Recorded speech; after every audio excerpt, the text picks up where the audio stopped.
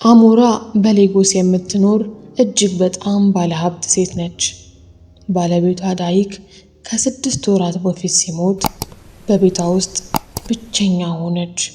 ልጅ ስላልነበራቸውም ሕይወቷ በዝምታና በሐዘን የተሞላ ሆነ።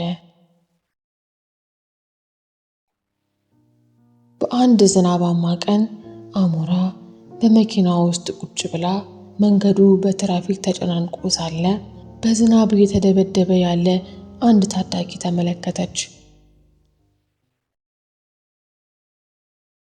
ቶቢ 2 መንታ ሕፃናትን ይዞ ቺዴማና ቼሱን በደረቱ አቅፎ በዝናብ ውስጥ ቆሞ እየለመነ ነበር።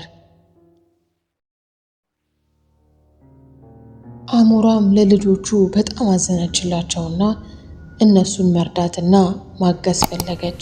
ከዛም ቶቢን ና ወደ መኪናው ልጆቹን ይዘህ ግባ አለችው። ቶቢም ከዛ ኃይለኛ ዝናብ መገላገል ስለፈለገ ቶሎ ብሎ ወደ መኪናው ገባ። አሞራም ልጆቹን ይዛ ወደ ቤት መጓዝ ጀመሩ። ቶቢ በልቡ በጣም መፍራት ጀመረ። ማነች? ለምንድነው እንደዚህ የምታደርግልንስ? እህቶችን ልትወስድብኝ ይሆን እያለ በውስጡ በጣም ያብሰለስል ነበር።